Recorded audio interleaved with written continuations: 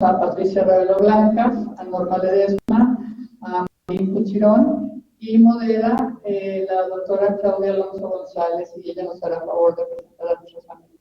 Muchas gracias y sean bienvenidos.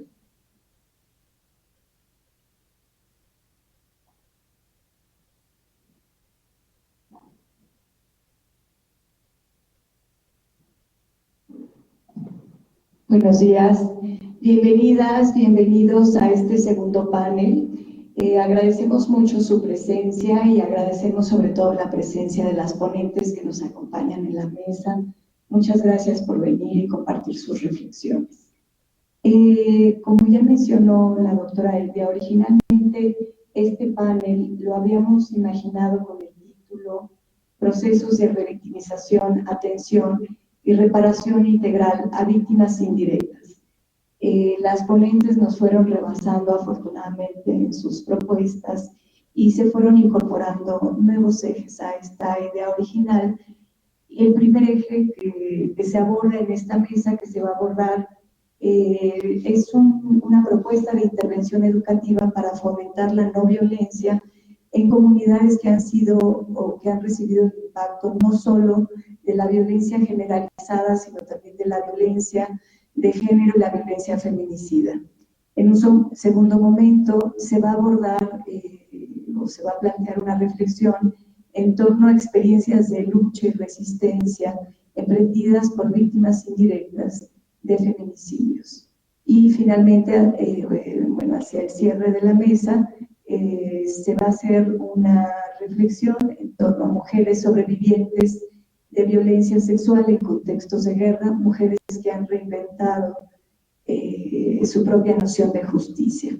Entonces, podríamos probablemente decir, afirmar que el eje conductor de la mesa es lo germinal, lo que germina la semilla pensada como el espacio de construcción y reconstrucción de sí mismas, de nuestro cuerpo, de nuestro bienestar, de reconstrucción también del tejido social, de la comunidad, de la justicia y en suma de los procesos de paz.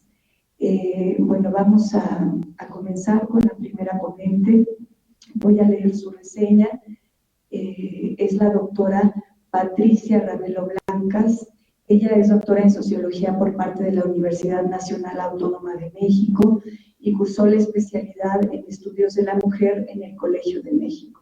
Es profesora investigadora del Centro de Investigaciones y Estudios Superiores en Antropología Social y pertenece al Sistema Nacional de Investigadores. Participó del 2001 al 2009 como profesora visitante de la Universidad de Texas en El Paso. Participó también en la investigación diagnóstica sobre violencia feminicida dirigida por Marcela Lagarde en la 56 legislatura de la Cámara de Diputados entre el 2004 y el 2006. Coordinó el proyecto CIESAS UNAM-CONACYT de aplicación de los protocolos de actuación en prevención, atención, sanción y erradicación de la violencia contra las mujeres en el sur-sureste de México entre el 2011 y el 2013. Sus temas de especialización son género, trabajo, salud, violencia, feminicidio, tráfico de mujeres, acciones colectivas y propuestas para erradicar la violencia feminicida e impulsar la no violencia.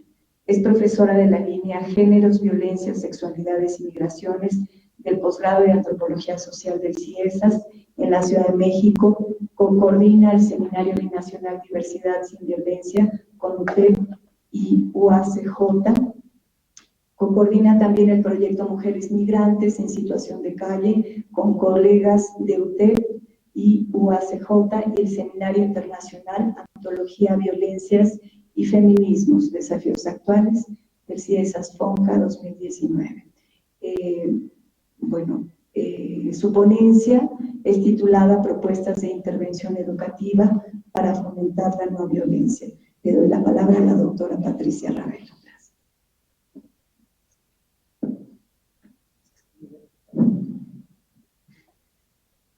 Pues buenos días a todas y todos. Agradezco mucho la invitación de la Universidad Iberoamericana a este importante coloquio y particularmente a Claudia Alonso, a quien conozco desde hace muchos años y con quien hemos hecho varios trabajos. Bueno, en este trabajo se abordarán las propuestas educativas implementadas en el trabajo colaborativo que desarrollamos en Ciudad Juárez entre 2008 y 2010 en una comunidad muy afectada por la violencia y el feminicidio. Expondremos las perspectivas dialógicas y los dispositivos educativos y culturales que permitieron acciones de no violencia para fomentar un ambiente de paz y convivencia en esta comunidad compuesta en su mayoría por población migrante. Por favor, sí. Bueno, la propuesta dialógica es para el entendimiento y la acción con la finalidad de erradicar la violencia sexogenérica y feminicida.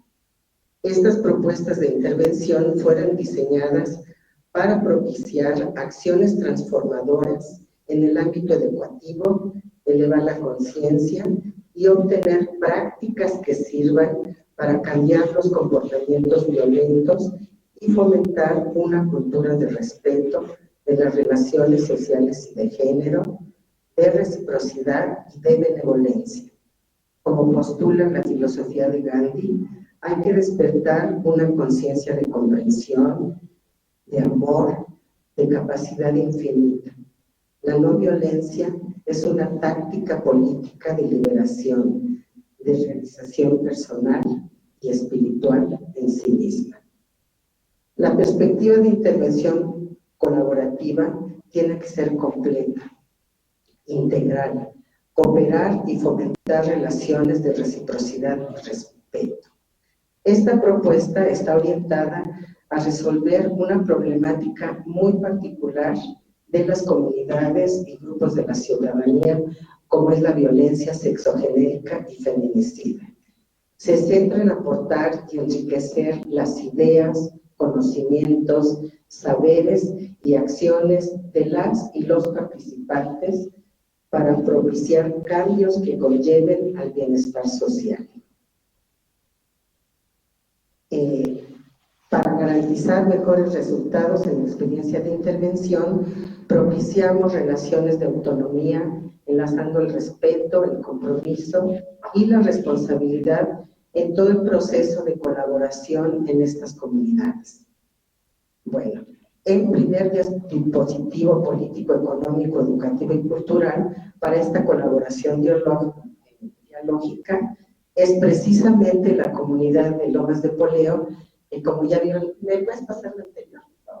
Sí, esta es Lomas de Poleo, es una comunidad que está en la frontera con Nuevo México en Estados Unidos. Aquí se han establecido migrantes y originarios del lugar para trabajar en la industria maquiladora o para pasar al lado americano. En esta zona se encontraron, ahora sí la siguiente, cuerpos de 8 jóvenes desaparecidas y asesinadas en 1996 y conocimos a la familia González Flores, quien encabezó una admirable lucha por la justicia, que hasta la fecha continúa, debido a que vivieron en carne propia el asesinato de una joven integrante de este joven grupo familiar en 1998. Esta familia fundó una asociación civil para promover el trabajo comunitario con otras familias en esta franja, conocida también como ANAPA. La siguiente, por favor. Esta zona fue expropiada por una familia económicamente poderosa que compró una parte de los terrenos y comenzaron a desalojar arbitrariamente a la comunidad, a esta población, hacia otra parte de esa región. Ante esta situación, la comunidad aprendió a organizarse, a afrontar de manera colectiva los problemas de desalojo, insuficiencia de servicios públicos, de equipamiento cultural y educativo y de desarrollo comunitario. La situación en esta comunidad es una situación de tráfico de drogas al menudeo.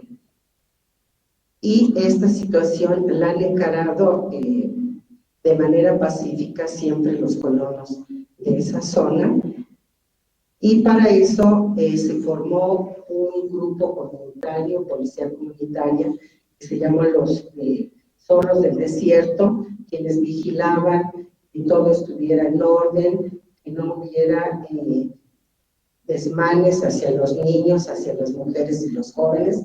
Aún así, pues siempre han sido rebasados. ¿Me puedes pasar la? Ya te voy diciendo, ¿sí? Por favor. Bueno, para esto, esta familia y la comunidad fundó un kinder al que la comunidad le quiso poner el nombre de la joven asesinada, que se llamaba María Sagrario González Flores. Entonces, su madre, que es la presidenta de esta asociación, dice que a los niños hay que educarlos sin golpes para que no se hagan violentos de grandes.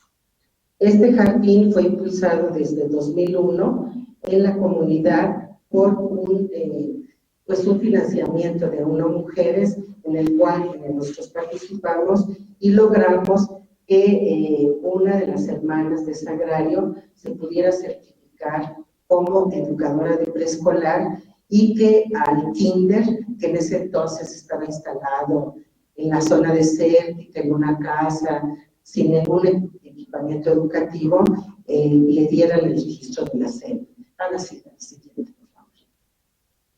El siguiente dispositivo cultural es este documental que hicimos en el año 2005, que se llama La Batalla de las Cruces, una década de impunidad y violencia contra las mujeres, y aquí reunimos el testimonio de 7 familias a quienes les habían desaparecido y asesinado a sus hijas. Este documental fue muy importante, puesto que era la primera vez que se reunían los testimonios de tantas familias. La siguiente, por favor. Y fue presentado en un marco que ahorita les comento, y además inauguramos, digamos, como parte del proyecto, un seminario binacional, que es con la Universidad de Texas en El Paso y UACJ, y también hicimos este logo, que significa, es una imagen maya de una mano unida, que significa armonía y unión. Y ese es el logo de nuestro seminario. Sí, la siguiente, por favor. También como parte del seminario y de este proyecto, iniciamos una colección, hasta ahorita llevamos 10 títulos, que se llama Diversidad sin Violencia, la cual, bueno, ahí ustedes como pueden ver son 6 imágenes las que vienen ahí, ¿no? La siguiente, por favor. Y también participamos en varias acciones, tanto de la familia González Flores, cuando les quitan esta cruz y ellas van y la vuelven a colocar. Esta es la puerta de entrada precisamente a Ciudad Juárez. La siguiente, por favor. Y posteriormente, cuando hicimos este documental de las 7 familias, que fue también un detonador para que la ciudadanía y la misma sociedad chihuahuense tomara cartas en el asunto, aquí hicimos este documental de la carta, que es la vida ya muy profunda de la señora y la familia González Flores, de Paula Flores, y el documental se llama La Carta porque Paula tenía 60 cartas, ella llegó hasta tercero de primaria, y en su haber tenía 60 cartas, y una de ellas era la carta que le escribió a su hija cuando desapareció. La siguiente, por favor. Lo que dio lugar precisamente a que las mamás del primer documental de estas 7 familias quisieran que continuáramos haciendo ahora las historias personales, fue precisamente la participación de ellas aquí. Aquí están presentando el primer documental, es Paula Flores, Evangelina Arce y Benita Monarres. Las 3 son madres de niñas y de mujeres desaparecidas. Ellas le dieron cartas que tenían para sus hijas, ¿no? Desde la carta cuando Benita estaba en el hospital y que le escribió a su hija, doña Evangelina Arce todavía muy contra su hija, y son también cartas las que se estuvieron trabajando. La siguiente, por favor. En este marco hicimos también una exposición pictográfica que le pusimos más allá del dolor, porque la misma comunidad y el mismo equipo queríamos conocer qué había más allá del dolor. Entonces lo que hicimos fue de estas actividades artístico-culturales hacer detonadores para que el dolor se convirtiera en acción. A esta exposición participaron más de 40 artistas fronterizos. La siguiente, por favor. Y también llevamos a cabo actividades lúdicas con la instalación de una ludoteca comunitaria que la comunidad le puso arcoíris, y aquí están los niños recibiendo todas las donaciones de libros y juguetes. Casi les podría decir que en algún momento la primera biblioteca infantil y juvenil fronteriza que hubo ahí fue en esta zona marginal de Lomas de Toledo, ¿no? Había niños que nunca habían tenido un libro en las manos, no sabían ni siquiera por dónde se empezaba, no sabían ni abrirlo, ¿no? Entonces fue muy importante porque aquí participaron también las mamás. En esta guía se organizaron grupos guías para que las mamás fueran las que tuvieran acceso a todo este material, las mamás y los papás también, los papás. Pero en fin, fue un detonador muy importante donde los niños conocieron un espacio lúdico, de conocimiento, de amor y de paz. La siguiente. Esta es una imagen de cómo los niños, cuando recibieron todos esos libros, la siguiente, buscaban hasta los lugares donde pudieran estar y se llevaban el material educativo para estarlo revisando, ¿no?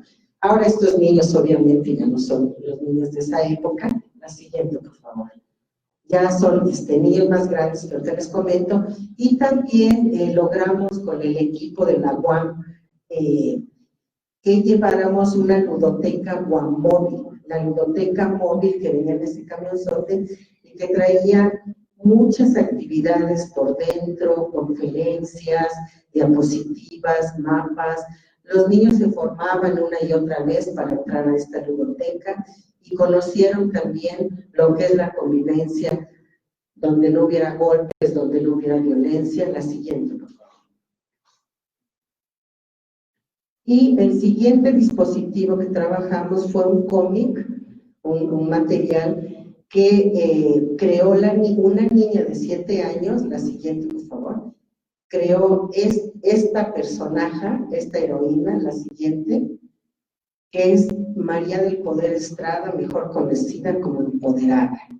Y esta niña lo que hizo fue colocarle un imán en la mano para que a la hora que esta heroína percibiera que se estaba cometiendo algún acto de violencia contra las mujeres, activara este imán y pudiera casi congelar esa imagen de violencia, pero todo el tiempo de este cómic va, digamos, mostrando en historieta las principales cláusulas de la Ley General de Acceso de las Mujeres a una vida libre de violencia.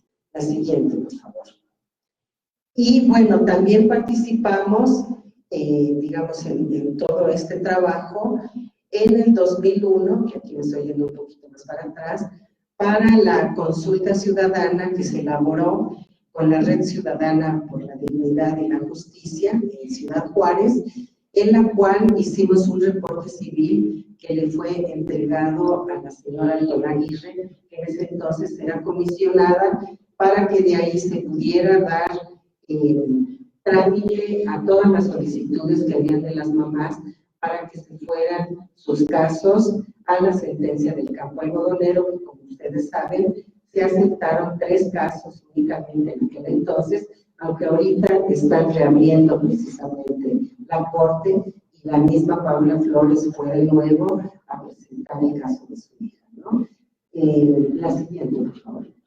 Y también hicimos en esta misma dinámica, hicimos un documental pequeño de 20 minutos que se llama Soy, y Este fue un dispositivo cultural muy bonito porque fue un intercambio epistolar entre niños de la Merced, de Casa Talavera de la Universidad Autónoma de la Ciudad de México y la comunidad de Lomas de Poleo, ¿no? De ahí salió este material en donde viene toda la experiencia epistolar, en donde los niños mandaron un buzón viajero a Lomas de Poleo, lo leyeron en una posada, que era además una posada tradicional ahí en Lomas de Poleo, y a su vez la gente de Lomas de Poleo contestó la siguiente. Y aquí está precisamente doña Paula Flores Bonilla contestando en el buzón viajero, que de ahí se fue a la Ciudad de México. Esta es la imagen. Esa imagen que ven ahí era el local de la asociación. Este local, con el proyecto, después se transformó en la biblioteca comunitaria.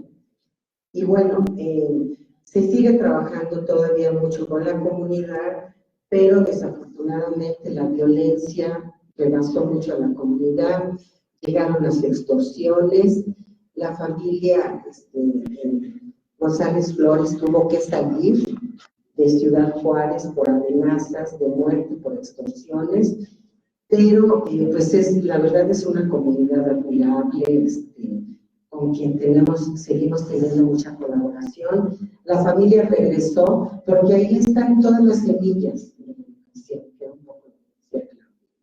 Son las semillas del conocimiento y es a lo que le apuesta la comunidad y a lo que le apostamos nosotros. Creemos que el trabajo con las comunidades tiene que ser un trabajo de base, tiene que ser un trabajo donde la propia comunidad se apropie de las herramientas que les estamos llevando quienes colaboramos en estos proyectos. Varios de los jóvenes, de los niños de ese entonces, que ahora son jóvenes, regresaron a las actividades delictivas. Yo no diría aquí tanto pandilleriles, porque, bueno, en Juárez, en fin, hay otra historia de las pandillas, que ahorita no desearía meter en eso, pero que sí en algún momento también un joven hijo de doña Paula, y también con otros jóvenes de la comunidad, trabajaron con los jóvenes talleres de serigrafía que llevábamos de parte de la UAM, y ahí fue increíble porque ellos empezaron a estampar en sus playeras el mismo graffiti que estampaban en el arte urbano, y al principio pues eran muchas frases que iban casi a favor de las drogas, ¿no?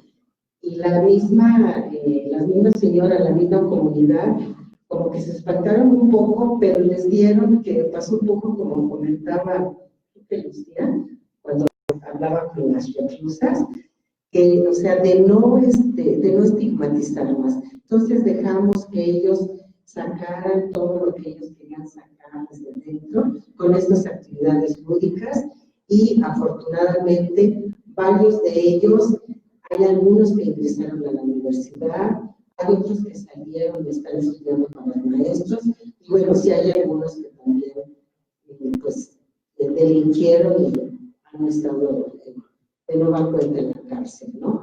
Pero todo lo que hay es una semilla muy importante, porque también todas las familias que ahí están migrantes se han unido y ahorita están apoyando mucho a las mujeres migrantes centroamericanas.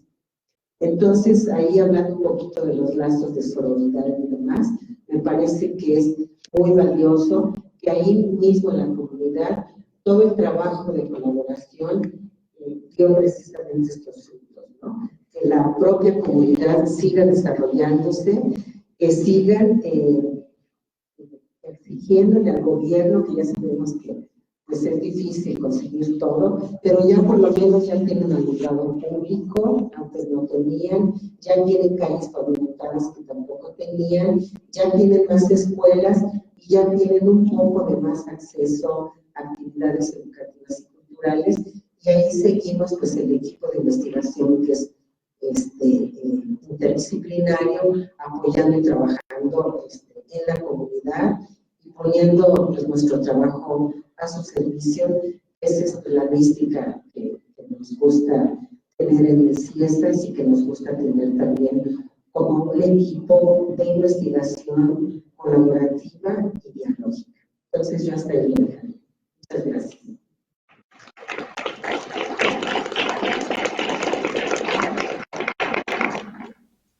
Le agradecemos mucho a Patricia Ravelo por compartir esta experiencia y vamos a darle la palabra a la licenciada Norma Ledesma Ortega. Voy a compartirles una semblanza de su trayectoria. Es licenciada en Derecho y cursó la maestría en Constitucional y Amparo. En 2002 fundó la organización Civil Justicia para Nuestras Hijas en la ciudad de Chihuahua. Esta organización surgió a raíz de la desaparición y feminicidio de su hija, Paloma Escobar Ledesma. Norma es integrante de la Asamblea Constitutiva de la Comisión Ejecutiva de Atención a Víctimas. Ha sido coadyuvante en más de 120 casos de investigación, entre ellos feminicidios y desapariciones de mujeres y hombres.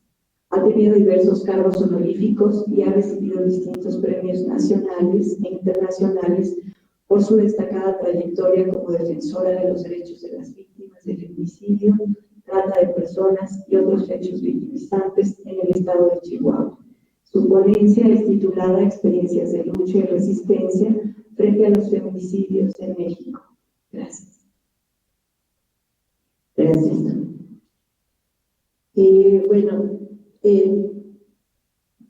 Soy la fundadora de la Organización Civil Justicia para Nuestras Hijas, la que está en Chihuahua, es cierto en la ciudad, pero atendemos casos en todo el estado de Chihuahua. Chihuahua es bastante grande. Y pues voy a tratar de el tiempo, aprovecharlo al máximo para compartir lo que hemos hecho durante estos 17 años ininterrumpidos de lucha. Y les comparto que pues hace 17 años, exactamente en marzo del 2002, yo trabajaba en una maquiladora, vivía en la capital de Chihuahua, era ama de casa y trabajaba en una maquiladora, casada con 2 hijos, una niña de 16 años y un niño de 12. Mi hija de 16 trabajaba conmigo en la maquiladora, en una maquiladora, y esa era nuestra vida cotidiana, normal, podríamos decirlo. Lo que pues nunca pensamos que la situación de violencia que vivía en ese momento el estado de Chihuahua nos iba a llegar también a nosotros. En marzo del 2002, mi hija que trabajaba también en la maquiladora y estudiaba la preparatoria abierta en la misma maquiladora en las tardes y estudiaba un diplomado de computación en el centro de la ciudad de Chihuahua. El sábado 2 de marzo salió a su escuela, diplomado, al centro, un centro se llamaba ECO, una escuela que se llamaba ECO, había en toda la República estas escuelas de computación, y ya no regresó. Solo tenía 16 años y voy a pedir que ponga el siguiente. Ella es Paloma, ella es mi hija. Ella tenía 16 años en el momento que desaparece. Esa es una de las últimas fotos que se tomó. Y salió y no regresó. Nosotros sabíamos que hacía aproximadamente 3 meses había pasado lo que es muy famoso, el caso de Campo Algodonero, en Ciudad Juárez, que está a 350 kilómetros de Chihuahua. Pero lo que no sabíamos era que el fenómeno de mujeres desaparecidas y asesinadas se iba a extender en todo el estado. Paloma fue una víctima más. Puse el reporte de manera inmediata. Como dije, solamente estaba en una maquiladora, era ama de casa, solo tenía mi primaria en ese momento. No sabíamos a dónde acudir. Solo sabíamos lo que había pasado en Ciudad Juárez, pero el gobierno se había dedicado a decir muy detalladamente que a las mujeres que les pasaba eso era porque andaban en algo malo. 27 días ininterrumpidos buscamos a Paloma, su familia, y la encontramos el 29 de marzo, 27 días después. El 29 de marzo del 2002, 27 días ininterrumpidos de búsqueda, día y noche. La maquiladora nos ayudó muchísimo. Todos los empleados y compañeros de la maquiladora nos ayudaron. Yo dejé de trabajar de manera inmediata en la maquiladora. Esta me sostuvo el sueldo siempre. Mi postura era categórica, no iba a regresar hasta encontrarla. Yo sabía que no se había ido con el novio como me habían dicho, que no andaba por ahí como me habían dicho. Me decían que la tenía encapsulada y que por eso se había ido.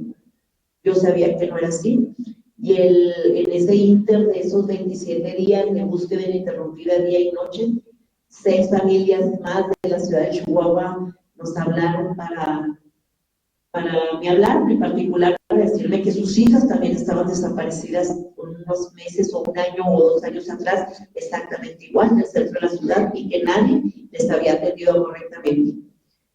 En ese mismo proceso tuvimos una audiencia con el gobernador, la primera protesta. Yo no sabía cómo se hace una protesta y aprendí. Y después de habernos dicho que el gobernador no estaba, en 2 horas, ante una postura categórica de las familias, que no nos moveríamos hasta que el gobernador nos recibiera. Nos recibió y su promesa fue muy categórica. Le voy a entregar a Paloma. Y así fue. Días después me entregaron el cuerpo de Paloma. El 29 de marzo me entregaron el cuerpo de mi hija, me avisaron para decirme que había un cuerpo sin vida de una mujer a 4,5 kilómetros de la ciudad, muy cerca del centro del complejo estatal de seguridad de Chihuahua, donde se centran todos los cuerpos policíacos. Pues no había nada de lo que ahora hay, no había organizaciones formadas, no había, todo se centraba en Ciudad Juárez, no había atención a víctimas, no había psicólogos, no había ADN, no había nada. Me entregaron el cuerpo por puro reconocimiento de ropa. Su papá la reconoció, lo que pudo reconocer, todavía estaba su cuerpo en estado de modificación. 27 días ininterrumpidos la busqué. Cuando la encontramos esta noche, es de 29 de marzo, ahí nace esta organización que hoy presido, Justicia para Nuestras Hijas. Los mismos periodistas le dieron este nombre, decían las madres que buscan justicia para nuestras hijas, se plantaron enfrente del palacio, hicieron una marcha, etc. Y ese 29 de marzo, pues cambia mi postura de los 27 días anteriores, toda vez que no pedía ni solicitaba, yo suplicaba que me ayudara la autoridad a buscarlo. Después de haberla encontrado y sepultado, mi postura cambió. La habían matado porque era mujer, se la habían llevado porque era pobre y sabía que no iba a tener justicia. No solo era mi caso, eran muchos más. Y ahí ante el féretro de mi hija hice esta promesa que hoy continúa vigente: luchar ininterrumpidamente por todas aquellas mujeres que no tenían justicia.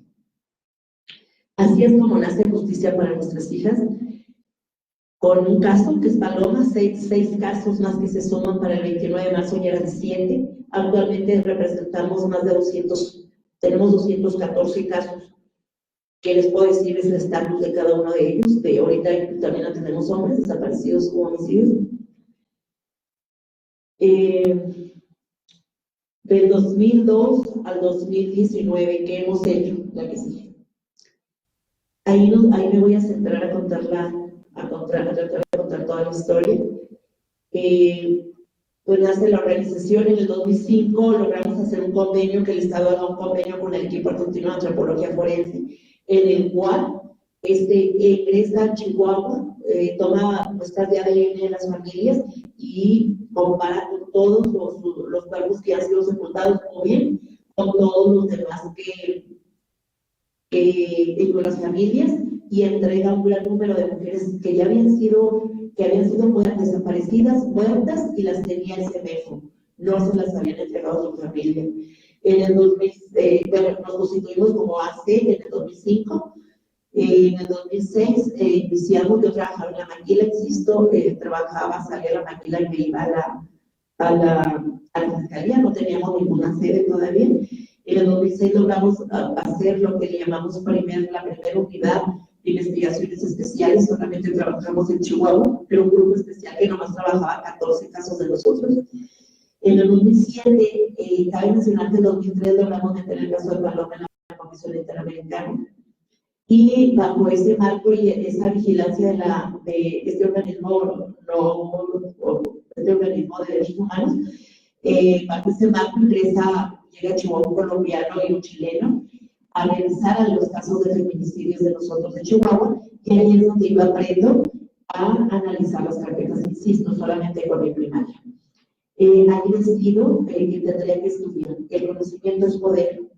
No me quise meter mucho en detalle, pero bueno, el caso de Paloma sembraron evidencia a un muchacho para inculpar. Entonces yo sabía la historia de chicos expiatorios en el estrecho es muy común. Venden inocentes para cubrir que había un fenómeno de trata donde había empresarios y gobernantes ahí metidos. En el 2008 renuncio a la maquiladora, hago mi preparatoria, me dedico totalmente a la organización y en el 2010 ingresamos a Ciudad Juárez. Nos piden que vayamos a Ciudad Juárez a capacitar también a otras organizaciones y sobre todo a las familias para que puedan defender sus derechos. En 2010, después de unos eventos muy fuertes en Chihuahua y amenazas graves, desde 2010 a la fecha tengo medidas de seguridad por la Comisión Interamericana, tengo guardaespaldas permanente, y en el 2011 se admite en el 2010 es la admisibilidad del caso de Paloma en la Comisión Interamericana, y en el 2011, el 4 de agosto del 2011, logramos hacer un acuerdo amistoso con el gobierno de Chihuahua. Creo que ese es uno de los mejores logros que pudimos tener. A raíz de esto, el 23 de febrero de 2012, logramos crear la Fiscalía Especializada de Mujeres en Atención a Mujeres. Fiscalía Especializada en Atención a Mujeres Víctimas de Delito por Razones de Género, la cual lleva el nombre de Paloma. Esta fiscalía, a pesar de que solamente Chihuahua tiene 67 municipios, tiene presencia solo en 6 municipios. Pero tenemos incidencia fuerte en esta. En el 2013 inicié mi carrera de Derecho. Ahorita a la fecha terminé la carrera en 2016, hice una maestría. Insisto, mi lema era: el conocimiento es poder. Cualquier conocimiento, la ignorancia y el desconocimiento nos hacen presas fáciles de un gobierno y de un gobierno dictador y un sistema que no está preparado para dar justicia a las víctimas.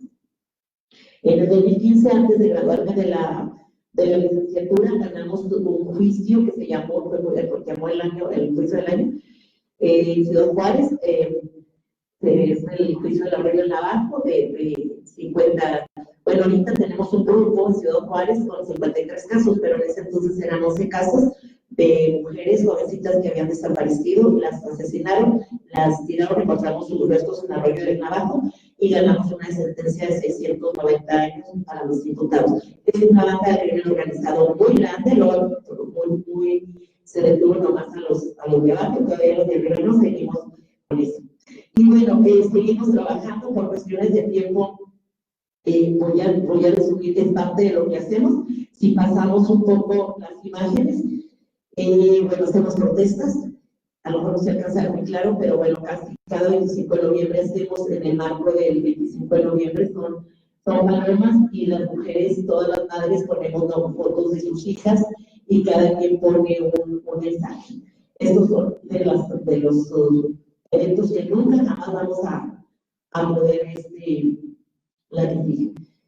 Hacemos memoriales, siempre en memoria de nuestras víctimas, porque a la fecha ahorita hay 2.883 mujeres asesinadas de 1993 a la fecha, de los cuales solamente un 10% ahí está solucionado.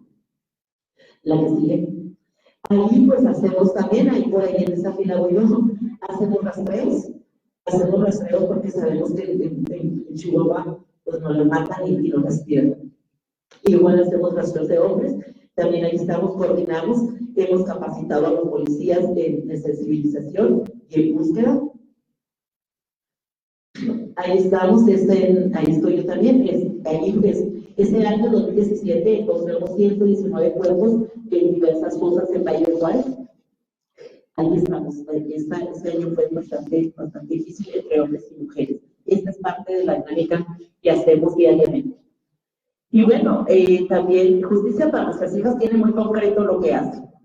Justicia, aquí ahí están algunas de las familias, atendemos a las familias con la atención del modelo psicosocial.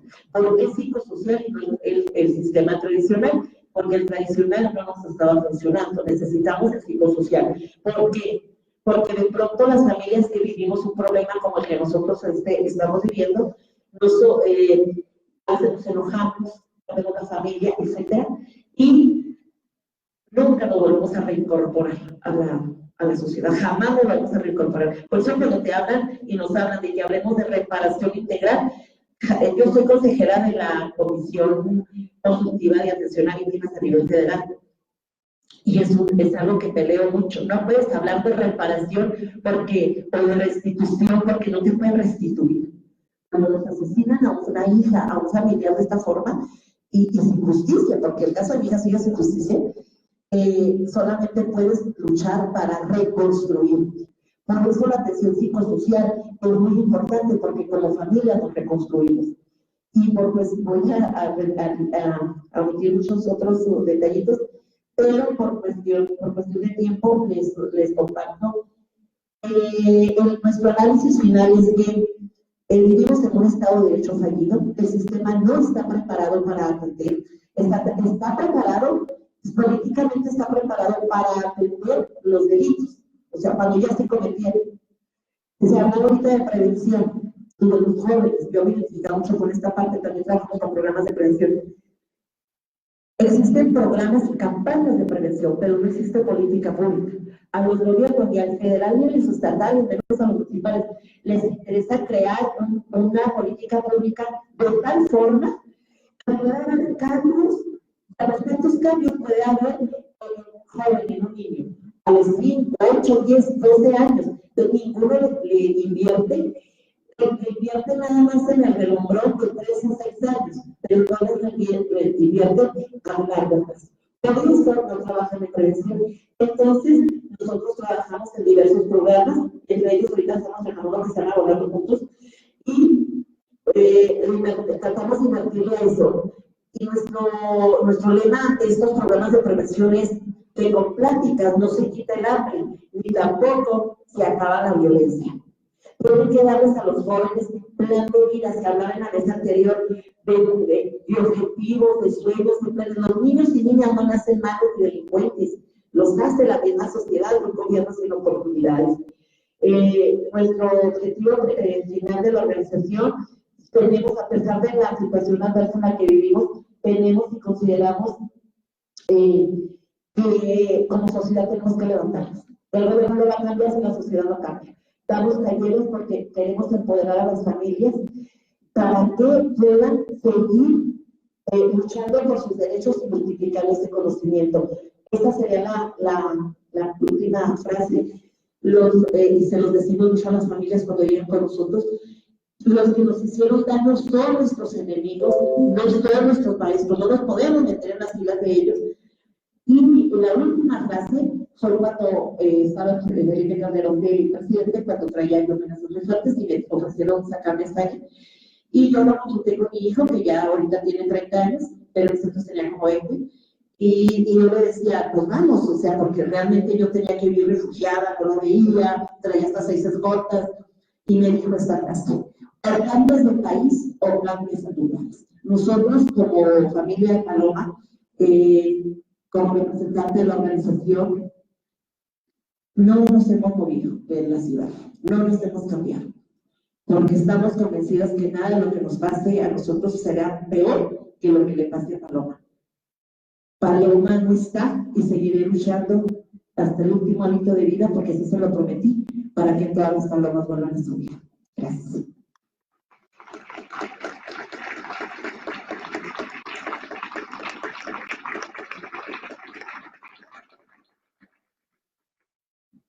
Muchas gracias por la participación de Norma. Voy a pasar la palabra a nuestra siguiente ponente, Amandine Fulchirón. Ella es activista, feminista, biodanzante, politóloga, terapeuta psicocorporal, social y comunitaria, docente e investigadora social. En 2003 cofundó la colectiva feminista Actoras de Cambio en Guatemala con el fin de romper el silencio, sanar y construir caminos propios de justicia junto con las mujeres mayas sobrevivientes de violencia sexual en guerra. Desde el 2014 ha abierto círculos de sanación y facilitado talleres y seminarios de formación feminista en torno al cuerpo y la sexualidad, la violación sexual, la reparación, memoria y justicia desde nosotras, políticas de reconocimiento entre mujeres, todo esto en México, Colombia y España. De este proceso vital han surgido distintas publicaciones, entre las cuales se pueden mencionar Tejidos que lleva el alma, memoria de las mujeres mayas sobrevivientes de violación sexual durante el conflicto armado, publicado en Guatemala en 2009, y la publicación de la tesis doctoral llamada La Ley de las Mujeres, Amor, Poder Propio y Autoridad, publicada en el 2018.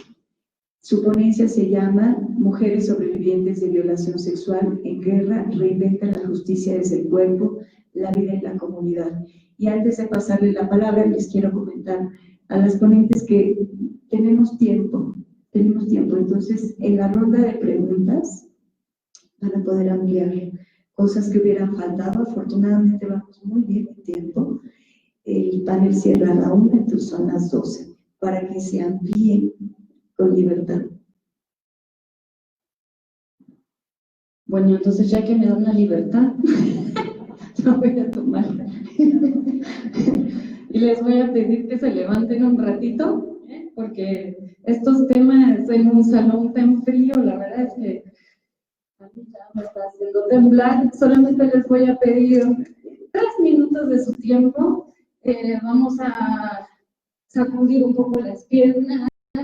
Vamos por los pies empezamos, luego subimos a las caderas, movemos la cadera, el tronco, los hombros. Eso. Respiramos, soltamos y vamos a inhalar el corazón de la tierra. Vamos a subir los hombros para tocar el cielo y las estrellas. Subimos, nos ponemos de puntitas y soltamos. Eso. Inhalamos el corazón de la tierra y vamos a tocar el corazón del cielo. Y soltamos. Una última vez, inhalamos el corazón de la tierra y vamos a tocar las estrellas del corazón del cielo. Y soltamos. Eso. Y como no hay posibilidad de reparar, de contener, de sostener procesos tan dolorosos sin abrazos, sin miradas, sin reconocernos, les voy a pedir que abracen a la compañera, al compañero que tengan a la par, se van a mirar a los ojos y se van a decir muchas gracias por estar aquí. De que en la universidad se nos olvida que somos cuerpo también y que necesitamos calor del corazón.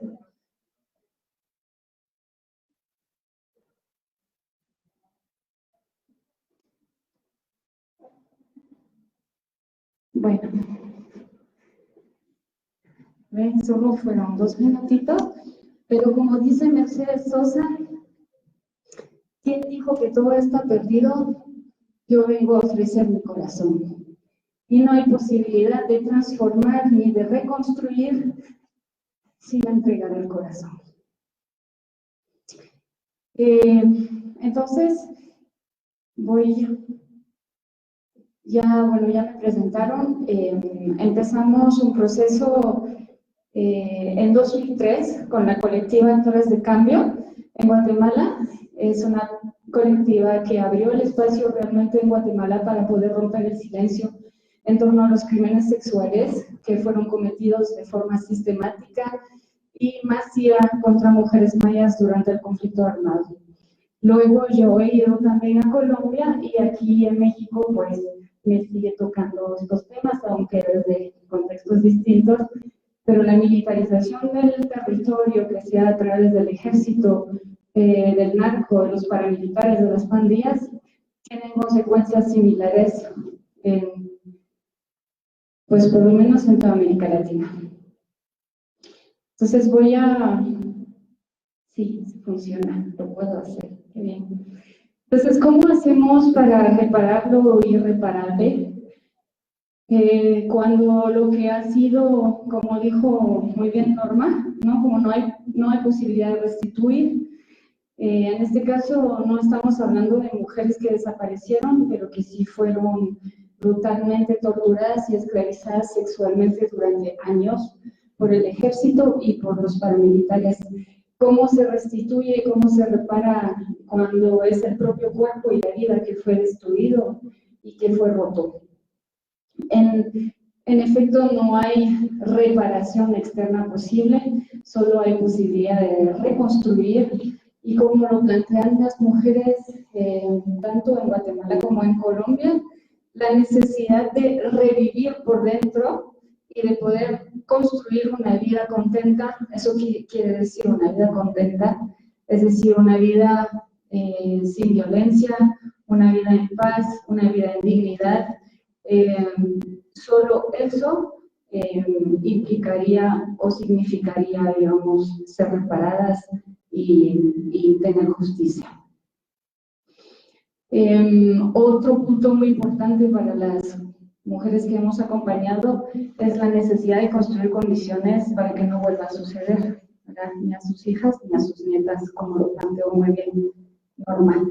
Estamos todas involucradas. Una vez que nos pasa, lo importante es construir redes que permitan que no vuelva a pasar nunca más a nadie más. Eso, al final, es el objetivo final de la reparación y de la justicia. Bueno, aquí hay rápidamente un grupo de mujeres quechis que fueron esclavizadas sexualmente y que ganaron un paradigmático por esclavitud sexual. Solamente yo lo pongo aquí porque iniciamos con ellas en 2004 un proceso que luego se convirtió en un proceso penal. Nosotras no hemos acompañado el proceso penal, fueron otras organizaciones, pero una cosa muy importante es que a pesar de haber logrado una sentencia condenatoria después de 10 años o 8 años de proceso, que pues eso implica condiciones excepcionales, las mujeres plantean que sí están contentas porque la ley les ha escuchado y ha reconocido su verdad, pero eso no es lo que les va a reparar el daño que les ha hecho, ¿no? Lo mismo dicen mujeres de Colombia, con quien he trabajado, que también han obtenido sentencias paradigmáticas a nivel penal y que lo mismo reconocen obviamente lo histórico de la sentencia y lo importante que ha sido. Sin embargo, dicen que para ellas esto no les permite revivir por dentro. Todo eso para hablar de la necesidad de que nuestras estrategias de justicia tomen en cuenta la gran necesidad vital de reparar el daño. No hay experiencia de justicia posible si no hay estrategias sociales y comunitarias que permitan reparar el daño y reconstruir la vida.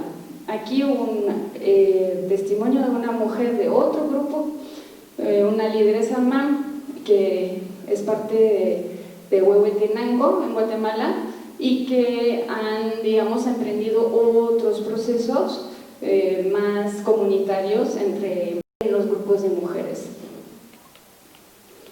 Aunque me pagaran con dinero, yo estuviera igual. Ahora con las sanaciones en el grupo, yo ya estoy de vuelta. Ahora puedo andar libremente, puedo hablar, bailar, ya no estar ocultada, ya no estar encerrada a como los años pasados. Tengo una vida contenta, salí debajo de todas las esclavitudes, renací como mujer nueva. Importante contrastar los diferentes procesos porque eso nos puede,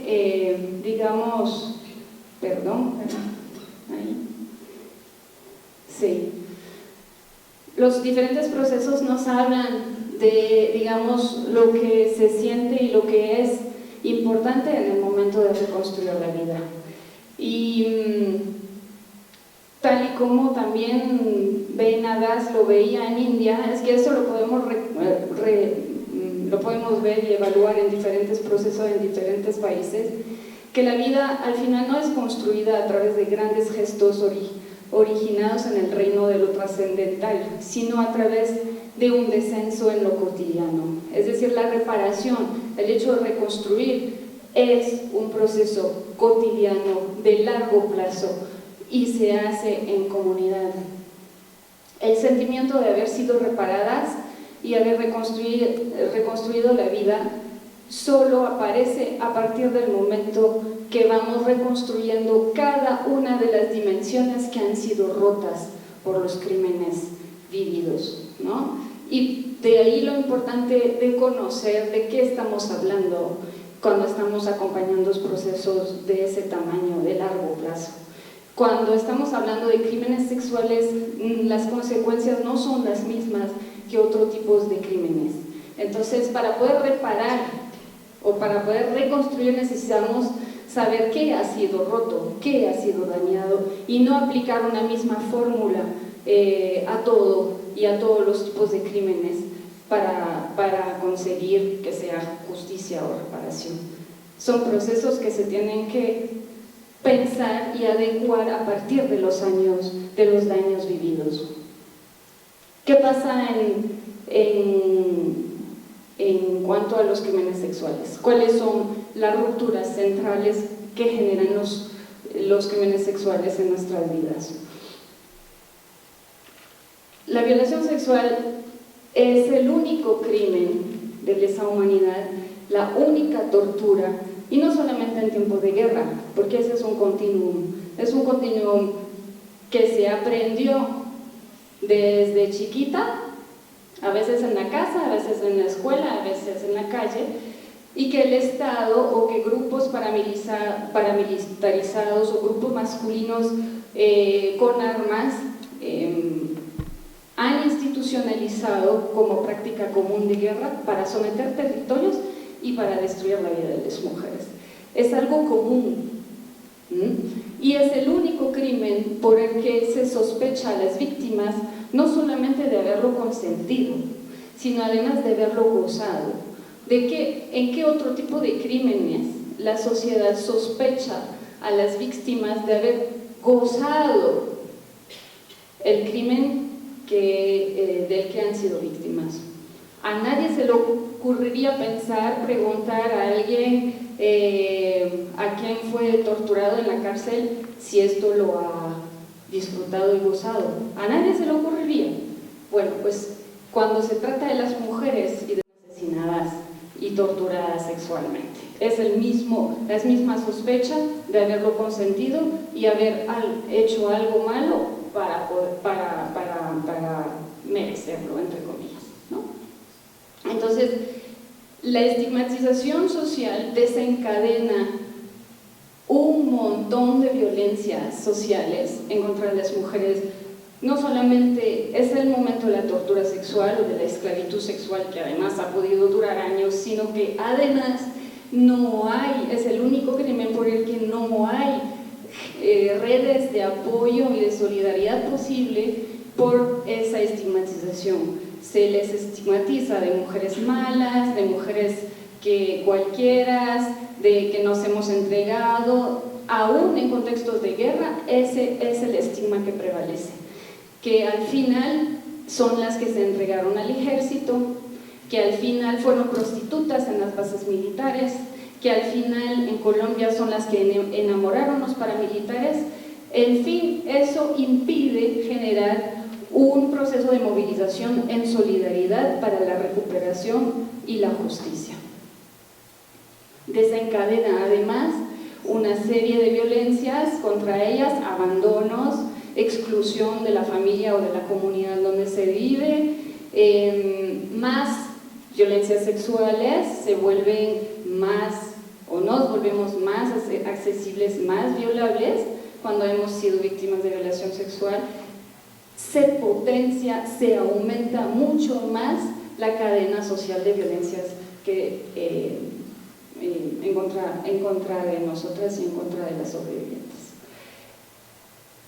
¿Qué pasa, por lo tanto, frente a una sociedad que no quiere escuchar los crímenes y no solamente no quiere escuchar, sino además nos culpabiliza por lo sucedido? ¿Qué hacen las mujeres o qué hacemos? Nos callamos. El silencio es la respuesta a una sociedad que no quiere escuchar, y no solamente no quiere escuchar, sino que además nos culpabiliza porque romper el silencio implicaría romper el pacto social patriarcal que hay sobre nuestros cuerpos. Las mujeres no es que no quieran hablar de lo sucedido, es que no pueden hablar de lo sucedido, ¿no? Y ese diagnóstico, el darnos cuenta de eso, nos llevó, por lo tanto, a crear espacios sociales de escucha entre nosotras para que las mujeres pudieran romper el silencio sobre las torturas sexuales, esclavitudes sexuales que habían vivido durante la guerra. Y eso iniciamos en 2003.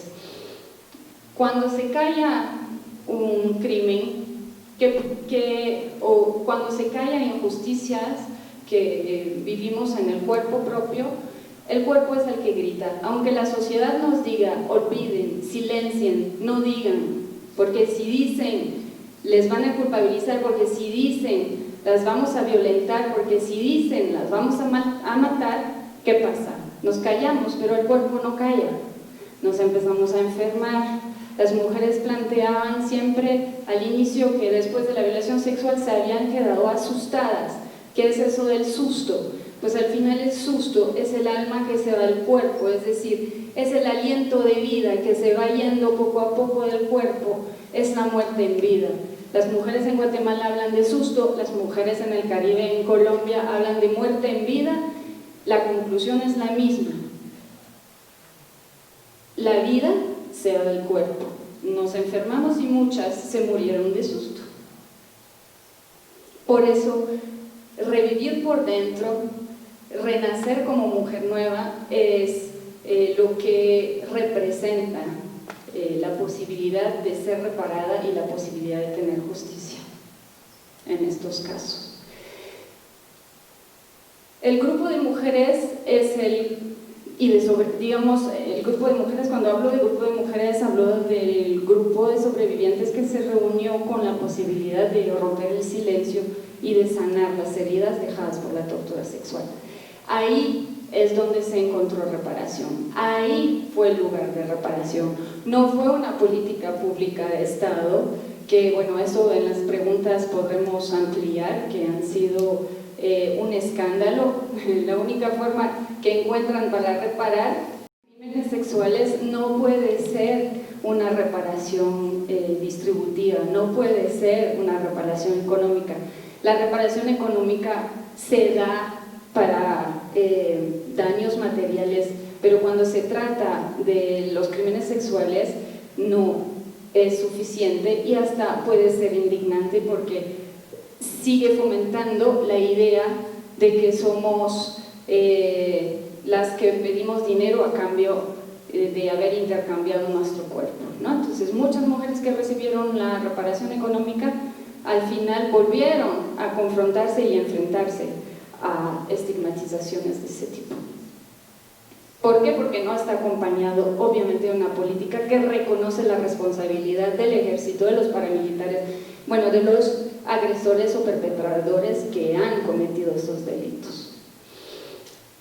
Entonces, lo que realmente ha constituido la experiencia de reparación de las sobrevivientes es sentirse escuchadas, reconocidas, queridas y respetadas en el grupo de mujeres.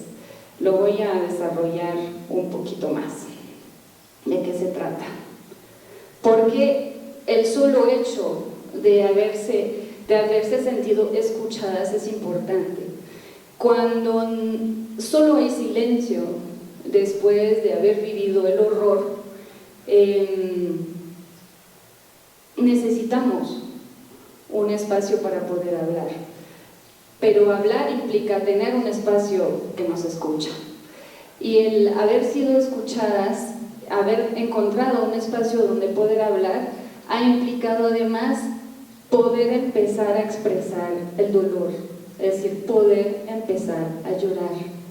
Porque durante estos 20, 25, 30, donde no han podido hablar, hasta han tenido que esconder, han tenido que reprimir todas las emociones que había implicado el crimen contra ellas, ¿no? Que es mucho, mucho, mucho dolor. Y también mucha, mucha, mucha rabia, y también mucho, mucho, mucho odio, que todo eso es lo más lógico. Cuando nos hacen daño, eso es lo que sentimos todas y todos.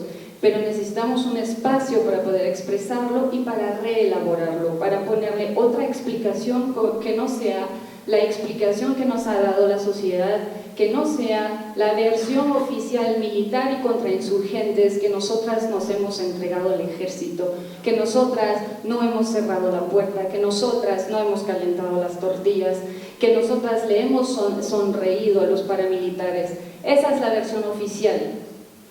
Nuestra versión la tenemos que volver a construir, nuestra verdad la tenemos que volver a construir a partir de las experiencias vividas, a partir de lo que hemos sentido, y es a partir de las emociones. Sin sentir no hay resignificación posible, no hay transformación posible. Si no pasamos por el sentir, vamos a repetir, y por eso repetimos en todas esas sociedades donde nos han enseñado a no sentir, a anestesiar el cuerpo, a anestesiar la memoria. Hacer memoria implica también pasar por la memoria corporal, no solamente la memoria cognitiva, implica sentir. Sin sentir no hay posibilidad de transformación. Entonces es un espacio creado para eso, para sentir, para llorar, para gritar, para sacar lo que teníamos adentro.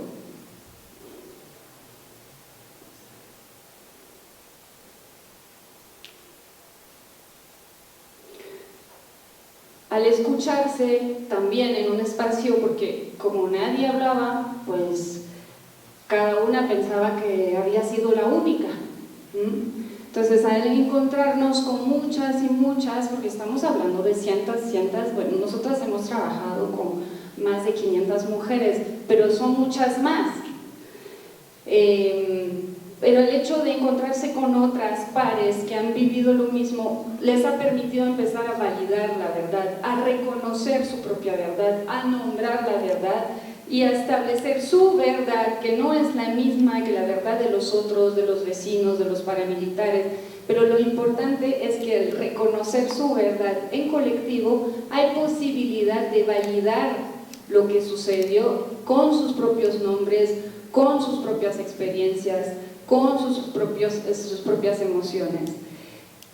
Sin validar eso, tenemos procesos de autovalorización, de autoodio muy grandes, y la posibilidad de validarnos en la escucha de nuestra historia, en la escucha de la otra historia, permite empezar a abrir procesos de revalorización, de reconocimiento de lo que soy, de que yo existo, y de lo que pasó es verdad, y lo que pasó me hizo sufrir, y de lo que pasó es un daño tremendo, que no es que me gustó ni que yo lo quise. Es la posibilidad de establecer su propia verdad frente a verdades sociales, patriarcales, contrainsurgentes, que vienen a susurrar permanentemente que lo hemos querido y que por algo nos pasó. Entonces el grupo nos permite, además hay que recordar los contextos tan crueles y violentos en los que nos torturan, vienen siempre acompañados de palabras, ¿no? Entonces somos perras, son coches, y que por eso pasa. Todas esas ideas se van desarticulando conforme vamos reconstruyendo una idea positiva en nosotras. Entonces las mujeres, en ese intercambio, en ese reconocerse mutuamente con las otras, empiezan a reconstruir una imagen positiva de sí mismas y de las otras. Como dicen aquí, las mujeres de las comunidades las mujeres que somos vecinas, que sí nos miran tan sencillas, tan simples, pero cuando nos damos cuenta, nosotras también valemos, somos importantes.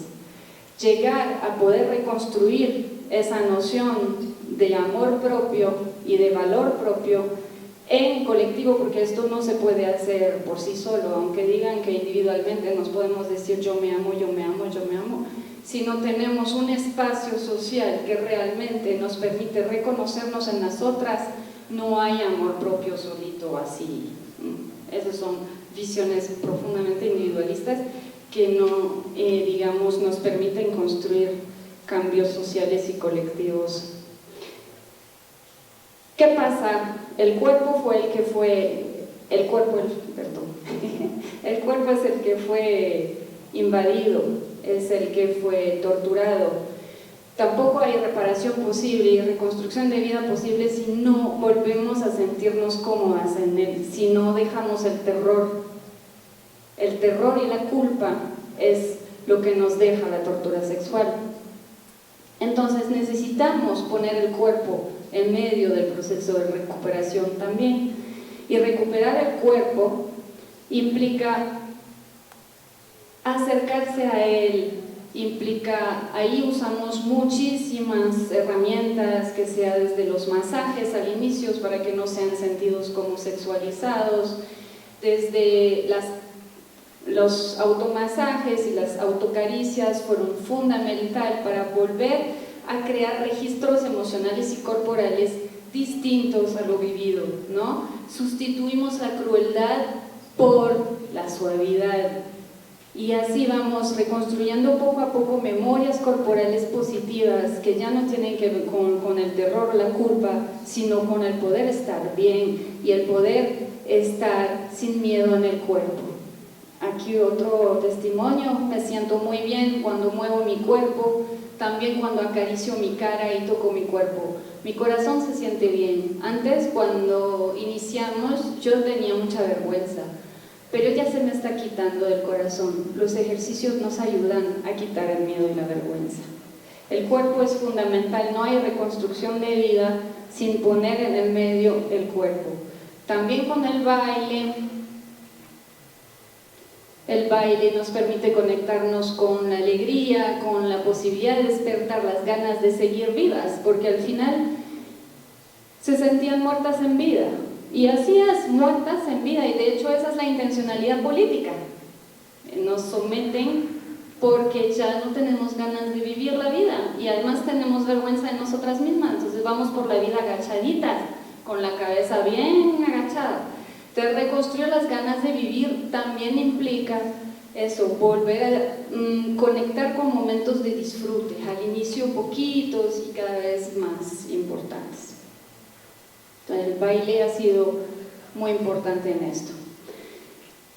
El reconstruir el amor propio, porque lo que vimos es que no solamente fue importante ser escuchadas, ser reconocidas en su verdad, en su sufrimiento y reconocerse mutuamente con otras, sino que también la sensación, oímos esta mañana muchas veces que los pandilleros y las pandilleras se involucraban en pandillas porque necesitaban afecto, sensación de protección y sensación de pertenencia.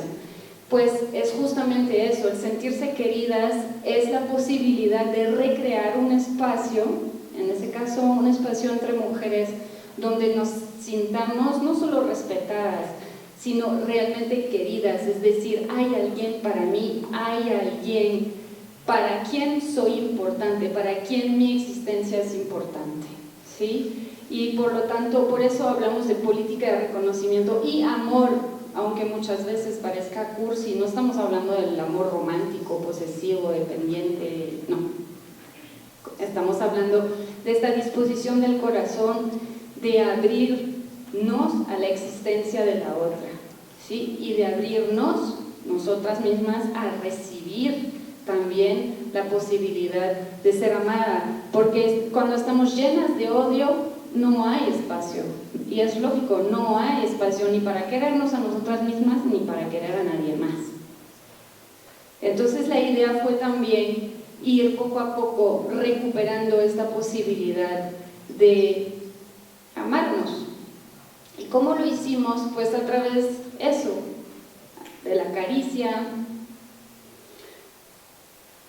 del abrazo. Se fue para atrás, perdón.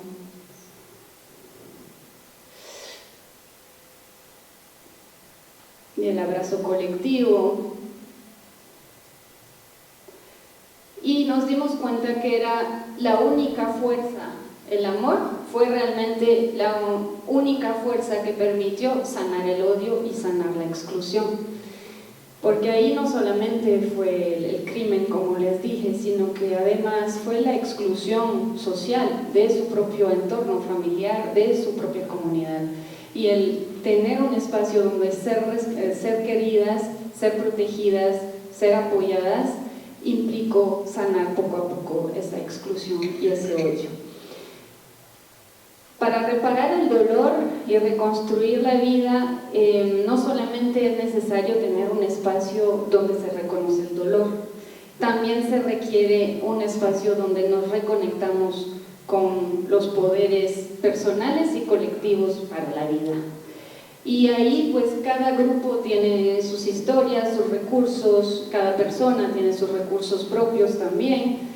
Nosotras obviamente trabajábamos en esa época con mujeres mayas, también trabajé con mujeres negras y también trabajo con europeas y también trabajo maravillosa que permite conectarse de nuevo con el movimiento de la vida, con todo lo que existe. Entonces toda esa conexión también fue fundamental para atravesar el dolor y recuperar la fuerza, el amor propio. Así vemos, por ejemplo, la diferencia entre que estábamos ahí al inicio totalmente agachadas y que ahora podemos no solamente respirar, sino que además nos exponemos públicamente ante la comunidad para contar nuestra historia. Para todas, por lo tanto, la justicia fue sanar y rápidamente quiero explicar también que lo que se rompió es el tejido, ¿no? Es no solamente el tejido social, sino fue el lugar de las mujeres en la comunidad. Pasaron de ser buenas a ser malas, pero el tema es que de todos modos las mujeres siempre somos malas. Pase lo que pase por la interpretación patriarcal que existe en todos los grupos culturales, somos malas. Entonces la reparación no implica solamente volver a tener el mismo lugar en la comunidad, implica transformar ese lugar para que este lugar sea un lugar justo. Y en ese trabajo comunitario nos hemos dado cuenta que lo importante para poder transformar ese lugar era que las propias mujeres pudieran afirmar su existencia desde un lugar que no fuera la culpa. ¿Eso qué quiere decir? Hay una diferencia entre estar pidiendo que otros reconozcan su verdad o que otros hagan justicia por ellas o que otros reparen el daño, a que ellas, independientemente de los que los otros, llámese vecinos, autoridades comunitarias, jueces, Estado, independientemente de lo que hagan y que tienen que hacer porque es su responsabilidad, no les estoy quitando su responsabilidad, pero lo importante es que ellas mismas puedan afirmar y nosotras mismas podamos afirmar nuestra verdad en el espacio social sin estar dependiendo de la mirada de ellos para existir. Y entonces las mujeres empezaron a colocar su verdad en sus comunidades, a nivel social, empezaron a nombrar lo que había sucedido, a nombrar los agresores, a nombrar los perpetradores, sin esperar 15 años a que el juez o el Estado lo haga, ¿no? Y al empezar a afirmar su propia existencia, ya no desde la cabeza agachada, sino desde el poder recobrado sobre su vida, desde la legitimidad, sin vergüenza, nombrando los crímenes sexuales tal y como se dieron, empezaron a lograr cambiar al final las relaciones de poder que se estaban dando a nivel comunitario y a nivel social. el nivel de violencia sexual, por ejemplo, o el nivel de violencia en sus comunidades bajar, pero así bajó de forma impresionante. Pero estamos hablando de 15 años de procesos, no es así nomás, estamos hablando de 15 años de procesos, pero en ese caminar donde ellas pudieron volver a ocupar el espacio de la comunidad de forma pública y sin vergüenza, asumiendo lo que había pasado y además contando esta historia para que no siga sucediendo. Lo que pasó es que entonces el crimen sexual pudo existir como crimen en su comunidad, a nivel social. Ya no era el sexo que ellas quisieron, ya no era que ellas eran prostitutas, ya a nivel del imaginario colectivo habían logrado poner e instalar en el imaginario comunitario que sí se trata de un crimen y que es intolerable y que no lo vamos a seguir tolerando, ni en la comunidad, ni frente también, porque los proyectos neoliberales militarizados siguen, no es que no sigan, pero eso ha permitido reconstruir una fuerza comunitaria a partir de la fuerza de las mujeres que ponen ya un límite corporal a la violencia, no solamente un límite discursivo, sino una red de protección y defensa entre ellas que les permite existir y poner un límite a la violencia masculina, que sea de la comunidad o que sea militarizada desde fuera. Y creo que es una manera de empezar a ver la reparación y la justicia como a voltear a vernos, volver a ubicar nuestra vida en el centro, porque nuestra vida es importante, la vida de cada uno es importante, y la vida de cada uno y de todo lo que existe es importante, y es volver a ubicar que eso es lo importante, la posibilidad de reconstruir tejidos sociales de respeto, donde no se va a legitimar ni tolerar la expropiación, el abuso, la explotación sexual ni los crímenes sexuales contra las mujeres. Y en esos 15 años de proceso comunitario pudimos darnos cuenta que sí hace una gran diferencia con esos procesos de reconstrucción de la vida o sin. No somos las mismas y no nos ubicamos en el mundo de la misma forma y no logramos poner límite a la violencia si no procesamos también la fuerza propia, el amor propio, y si no nos reconstruimos. Así que para concluir, esto era cómo las mujeres están ubicando su historia en el ámbito público a través también de muchas formas artísticas, de festivales, pero por eso las mujeres lo llamaron la Ley de Mujeres, y ese es el título del libro que vamos a publicar juntas dentro de poquito. Para mí la Ley de Mujeres es que las mujeres tengamos mucha fuerza entre nosotras nos reunimos, nos escuchamos todas y escuchamos a la otra para poder empoderarnos. La Ley de Mujeres es la sanación, es la curación que se le puede brindar.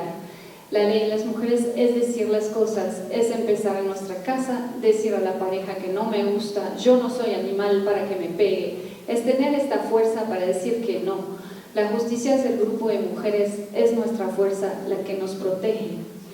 Eso no implica que obviamente para lograr ese proceso de justicia entre mujeres no necesitemos también trabajarnos justamente la misoginia, el racismo, las relaciones de violencia que también se dan entre mujeres, y eso es el desafío para poder construir redes donde nos podamos reconstruir, donde nos podamos proteger y donde nos podamos defender. Ahí estoy hablando de realidades de comunidades, pero al final son las mismas realidades, es bajarlo a cada territorio y que las estrategias puedan ser territoriales para lograr defendernos y recuperarnos. Muchas gracias.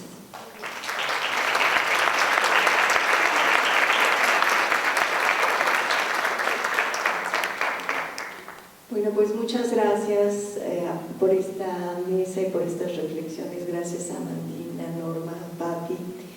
Vamos a tomarnos 10 minutos antes del cierre para una ronda de preguntas.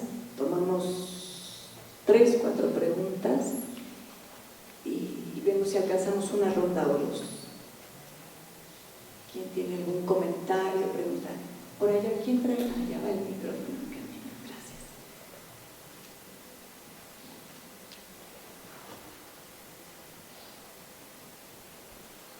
Me recuerdo mucho ahorita que las estaba escuchando todas y dice,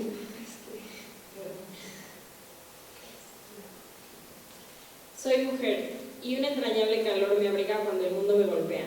Es el calor de las otras mujeres, de aquellas que hicieron de la vida este rincón sensible, luchador, de piel suave y tierno corazón guerrero. Nada más les quería agradecer por ser ese calor para otras mujeres.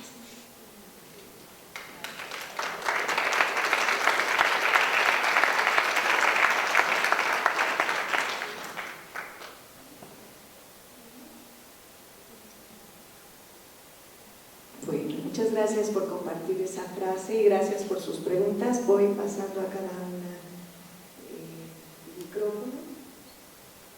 Sí, pues muchas gracias. Mira, los diferentes productos que les llamamos productos culturales comunitarios, pues se han quedado en las comunidades y algunos pues sí están, por ejemplo, los 2 documentales, bueno, de la Batalla de las Cruces, está en la librería del Ciesas y en la biblioteca, y también todas las mamás que participaron en ese documental, también ellas tienen copias de la Batalla de las Cruces. Por razones económicas no la hemos podido subir así a una red más amplia. Lo que sí tenemos en esa red es el documental de la Batalla de las, perdón, el documental de la Carta. Ese documental se presentó en un festival de cine en la India e impactó tanto que ellos mismos lo subieron. Entonces está en ese festival de la India, el sitio es filmdu.com, y ahí se puede encontrar en documentales iberoamericanos. Y el resto de productos pues se encuentran, por ejemplo, en la colección Diversidad sin Violencia se encuentra en varias bibliotecas de varias universidades, y en la editorial León, y también se puede conseguir por Amazon. Por ejemplo, el cómic se distribuyó en aquel entonces ahí en Ciudad Juárez, en esta área de Lomas de Poleo, y también en otro proyecto se tradujo, tuvimos fondos y lo tradujimos al maya. Entonces también lo tenemos en maya, se distribuyó en algunas comunidades mayas y así, pero bueno, finalmente son productos culturales, artísticos, comunitarios, que lo importante es que están en las mismas comunidades y que ahí se pueden seguir pues revisando, y se usa mucho, que dejen de decirles que a mí pues no lo tengo que decir, en la Universidad Autónoma de Ciudad Juárez me censuraron el primer documental. Entonces ahí ya no lleva la firma de la universidad, y ese es el documental que más se ha visto en la Universidad de Ciudad Juárez, de manera clandestina, nada más como colofonio.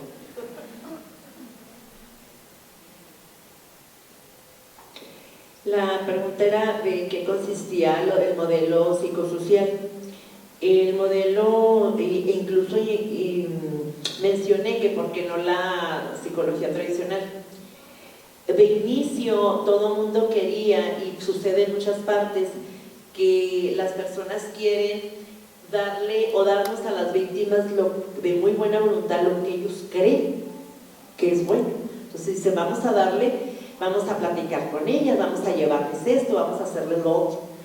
Pero no, realmente cuando para tener una atención integral, o al menos una atención para la reconstrucción, pregúntale a la víctima, ¿no? Entonces el modelo en eso consiste. El modelo tradicional, cuando empezaba pues nadie íbamos, ¿no? Se sentaba tradicionalmente el psicólogo, te preguntaba y pues nadie lo hacíamos. Y este modelo ingresa precisamente porque el caso de Paloma, que estaba en la Comisión Interamericana, y la Comisión Mexicana de Defensa y Promoción de Derechos Humanos, que está aquí, nos acompañaba en el caso, entonces envían para hacer un peritaje psicosocial para la Comisión Interamericana y mandan a la psicóloga muy conocida y a quien le agradezco siempre, la licenciada en psicología Jimena Antillón. Ella, alumna de Carlos Berenstein, que es quien tiene este modelo, quien inició este modelo, y este consiste en lo siguiente. Yo recuerdo muy bien que cuando Jimena llegó y yo la vi muy jovencita y estaba embarazada ella y me dice, yo dije, ¿y esta muchachita que me va a enseñar a mí? Total, me iba a ir a hacer un peritaje. Terminó haciendo un documental y un libro que está ahí en la página de la comisión, que se llama El brillo del sol se nos perdió ese día, y es el primer modelo, es el primer libro que sale en Chihuahua. Ahorita ya todo el mundo lo tiene como modelo, y ella me dijo esto, mira, me dijo, lo que a ti te pasa o lo que tú vives es normal ante una situación anormal. Lo normal es que, humanamente hablando, es que los hijos sepulten a sus padres, o que bien, si pierdes un hijo, pues puede ser en alguna situación de un accidente, de una enfermedad, pero que estés ahí, ¿no? Y en esta situación, pues, el haber perdido a tu hija es normal, que estés enojada, que tengas odio, que tengas rabia, que me haya divorciado, que haya separado de la misma sociedad, de la misma familia. No existía nada de eso en ese entonces. Entonces ingresa este modelo psicosocial con esta frase que se me quedó muy grabada: lo que sientes es normal ante una situación anormal. Entonces, ¿por qué? Porque las familias nos aislábamos, nos refugiábamos, cada quien en su propio infierno, pero no en grupos. Entonces hace este documental que se llama El brillo del sol se nos perdió este día, está en libro y está en documental. Incluso gana por aquí en la Suprema Corte, tuvo un premio también quien diseñó, quien realizó el documental, y consiste, ya se quedó en la práctica, es algo que promovemos, consiste en que los psicólogos que ya están preparados para esto, ya no es una plática, ya no es una terapia personal, por supuesto que todavía las hay y por supuesto que es también bueno, pero ahora crea espacios en donde las familias, todas las familias, muy parecido aquí a lo que señala la compañera, todas las familias logramos este espacio, convivimos, pero ahí somos nosotros las familias las que decidimos qué vamos a hacer. El psicólogo solamente prepara, obviamente cierra, abre, cierra con su capacidad, pero hemos hecho desde, pues casi la mayoría escribimos, hacemos costuras, hacemos pinturas, pero sobre todo pues tratamos de las que tenemos más tiempo, pues levantar y sostener a las más jóvenes, porque desafortunadamente, y es muy lamentable, esto no termina. La desaparición y asesinato de mujeres continúa, es a diario. Les decía que hay 153 en lo que va del año homicidios de mujeres en Chihuahua, en el estado, 153 homicidios dolosos de mujeres. Entonces, esto no termina. Entonces, en eso consiste la atención psicosocial, en crear espacios en donde las mismas familias hacemos las redes para acompañarnos y sostenernos entre nosotras mismas. ¿Y cómo nos integramos o qué sucede? Cuando una familia llega a la organización, llega, a veces los peritos, los mismos policías nos los mandan. Hace poquito fue un caso muy sonado, no hace ni un mes, que encontramos una chica que desapareció en Chihuahua, la encontramos en Mérida, Yucatán. Entonces, y nos la manda alguien de adentro, ¿no? Dice, vaya ahí a Justicia para nuestras hijas, porque es donde le van a ayudar, porque saben que el sistema no funciona. Entonces, llegan de ingreso al área de nosotros, que es el área de enlace y vinculación, que es una compañera que también tiene un familiar asesinado. Entonces ella está ahí en la entrada, ¿no? Ella recibe, hace una ficha, que tenemos una base de datos, y luego inmediatamente nos la pasa a nosotros, al jurídico. Yo llevo todos los casos jurídicos, hay otra compañera que lleva los judicializados ya. Entonces, ¿qué hacemos? De manera inmediata, cuando desaparece, las primeras horas son vitales. Hemos encontrado 24, 48, 30 horas en Guadalajara, en Monterrey, etcétera, con vida. Hemos encontrado con vida. Desafortunadamente, y la propia experiencia de nos llega el caso y dices, ya va a estar sin vida, ya no hay un protocolo que te lo diga, o sea, lo dice la misma experiencia, ¿no? Y Entonces inmediatamente abrimos la sala, hablamos con la familia y la primera parte es esta: nosotros no le prometemos resolver su caso, porque a veces la expectativa es que creen que nosotros somos una mini fiscalía porque tenemos el contacto con todos los altos mandos de la autoridad y lo vamos a resolver. No, lo que hacemos es presionar. Entonces, si la encontramos, si vemos según las primarias, así de manera inmediata en la investigación, luego se pone el psicólogo. En ese mismo momento nos coordinamos con las autoridades y empezamos la búsqueda. Si es rápida, normalmente si es con vida la recuperamos rápido. Si es sin vida, a veces también la recuperamos rápido, y a veces hay algunas que ya no, que no recuperamos. Pero ¿qué hacemos? Pues inmediatamente sostenemos a la familia. Sí, nosotros hacemos parte a la familia de una investigación y de un proceso. Entonces la misma familia se vuelve su propia abogada, la misma familia, y las demás familias son las que protegen y sostienen. Así es como nos integramos de manera colectiva, o sea, todas las compañeras, no, insisto, yo soy la que llevo la investigación, pero todo lo demás, la fortaleza, la dan las demás familias. Todas nos fortalecemos y todas nos acompañamos y todas nos seguimos levantando en eso. Entonces, así es como nos...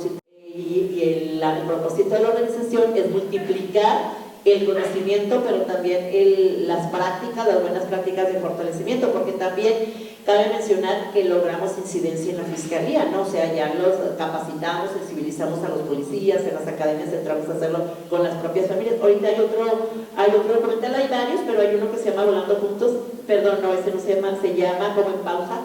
Ese es un documental, Como en Pausa, y son testimonios de 4 familias antiguas, desde hace 15 años. Sí, apenas está ahí distribuyendo, pero es parte de la resiliencia que podemos mantener las familias, ¿no? Y algunas familias, al menos 5, ya están estudiando también Derecho. Entonces las mismas familias se van impulsando en eso. Y pues por último, gracias a la jovencita que vivió su pensamiento. Muchas gracias. Yo siempre que me siento en un escenario, y sobre todo con jóvenes, sigo creyendo que puedo seguir haciendo algo por las demás mujeres y sigo reivindicando la memoria de mi hija Paloma.